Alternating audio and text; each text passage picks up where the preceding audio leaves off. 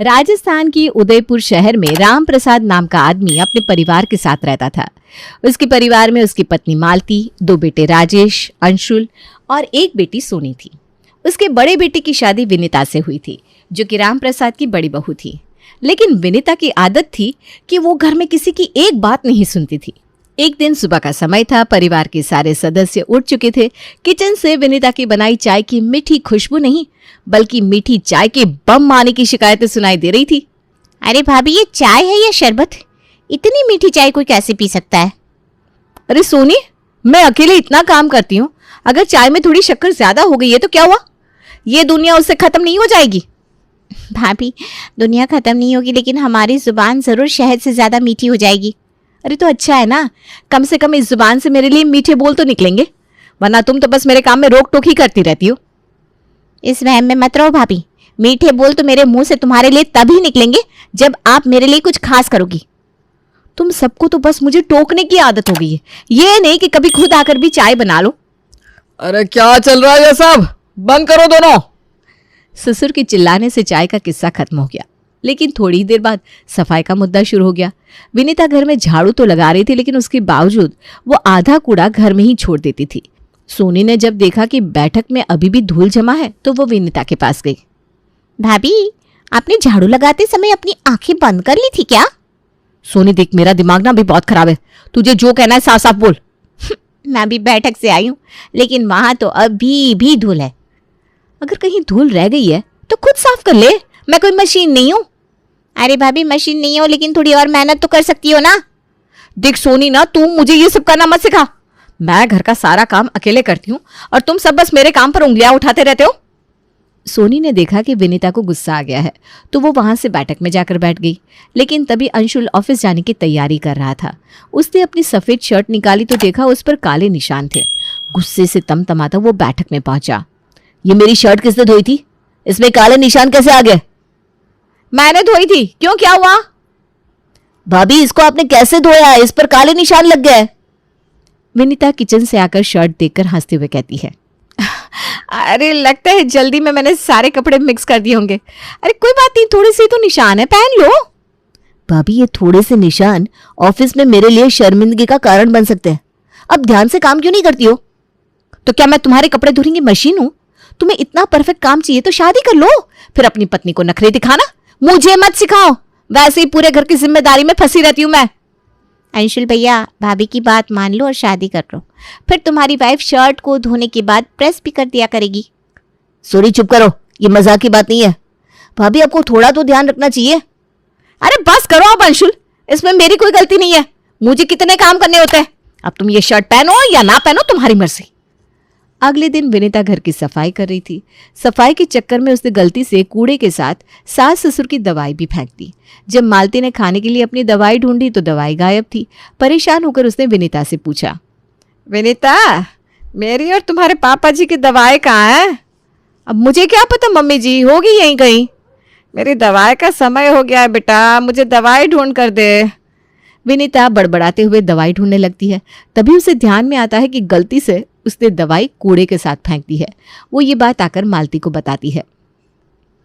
Mummy जी, मुझे लगता है मैंने गलती से सफाई करते वक्त कूड़े के साथ दवाई भी फेंक दी। दवाई फेंक दी? तुम्हें होश भी है बहू कि तुम क्या बोल रही हो? मम्मी जी, इतना सब संभालना पड़ता है, गलती हो गई तो क्या हुआ? मैं राजेश को कहकर दूसरी दवाई मंगवा देती हूँ ना। वाह भाभी, गलती भी आपकी, दूसरी दवाई लाने का आइडिया भी आपका। बहू, तुम्हारी ये लापरवाही बर्दाश्त नहीं होगी। दवाई फेंकना कोई छोटी बात नहीं है। सबको मेरी गलती दिखती है पिताजी, लेकिन मेरी मेहनत कोई नहीं दिखता। पूरा दिन काम करने में मैं खुद का ध्यान भी नहीं रख पाती हूँ, और आप एक दवाई खोने की वजह से मुझे कितना सुना रहे हैं। विनीता सबके सामने रोते हुए ड्रामा करने लगती है, जिससे घर के सभी लोग विनीता से परेशान हो जाते हैं। अब सबने उसे किसी भी काम को कहना छोड़ दिया। एक शाम मालती और राम प्रसाद अकेले बैठकर बहू के व्यवहार पर बात कर रहे थे। मालती, विनीता बहू तो घर में किसी की बात नहीं सुनती और हर बार अपनी गलती दूसरों पर डाल देती है। हाँ, और कोई कुछ कहे तो झगड़ा करने लगती है। मुझे तो समझ में नहीं आता मैं इसे कैसे समझाऊं। उम्र हो गई है, लेकिन घर के हालात देखकर चिंता होने लगती है। हमने सोचा था कि घर में बहू आएगी तो सुकून मिलेगा, लेकिन ये तो हर बात पर झगड़ती है। अब तो जैसे घर की सुख शांति ही खत्म हो गई है। घर के बाकी सदस्य भी अब विनीता की आदतों से परेशान हो गए थे। सोनी और अंशुल मिलकर अपने मजाक के अंदाज में घर का माहौल हल्का करने की कोशिश करते हैं, लेकिन विनीता के गुस्से के आगे सब बेकार हो जाता है।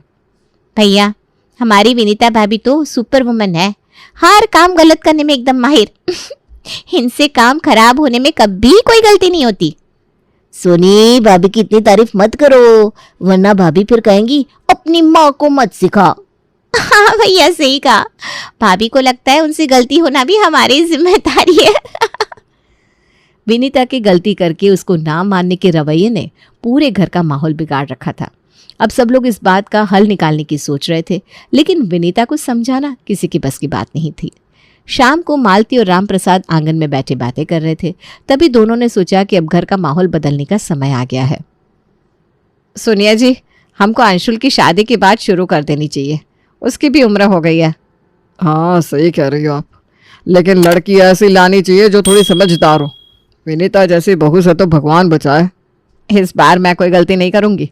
अंशुल के लिए सुंदर, सुशील और सुलझी हुई लड़की ही लाऊंगी। हाँ, फिर तो घर का सारा माहौल ही बदल जाएगा। देखना, ऐसा ही होगा।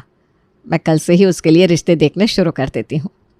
अब कुछ महीने तक अच्छी लड़की ढूंढने की तलाश के बाद आखिरकार मालती को एक लड़की पसंद आई। उस लड़की का नाम था कविता। मालती, राम प्रसाद और सोनी लड़की को देखने उसके घर गए। बेटा, तुम्हें खाना बनाना आता है? जी आंटी जी, मैं हर तरह का खाना बनाना जानती हूँ। दीदी, हमारी भाभी को चाय में नमक और सब्जी में मिठास डालने का बहुत शौक है। आप तो ऐसा खाना तो नहीं बनाती हो ना? जब आप मेरे हाथ का खाना खाओगी तो आपको खुद पता चल जाएगा, लेकिन मैं कोशिश करूंगी कि किसी को शिकायत का मौका ना दूं। वाह वाह, बहुत बढ़िया। मुझे तो ये रिश्ता पसंद है। भगवान ने चाहा तो अगले महीने मेरे अंशुल की शादी हो जाएगी। जरूर बहन जी, आपको मेरी बेटी जैसी संस्कारी लड़की नहीं मिलेगी। अगले महीने धूमधाम से अंशुल और कविता की शादी हो गई। घर में नई बहू का स्वागत बड़े ही उत्साह से हुआ। सोनी ने कविता के साथ खूब मस्ती की। लो भाभी, आपकी ख्वाहिश पूरी हो गई। अब आपको मेरे काम करने की जरूरत नहीं पड़ेगी। हाँ हाँ, मैं भी देखती हूँ कि तुम्हारी ये नई दुल्हन तुम्हारा कितना ख्याल रखती है। कहीं ऐसा ना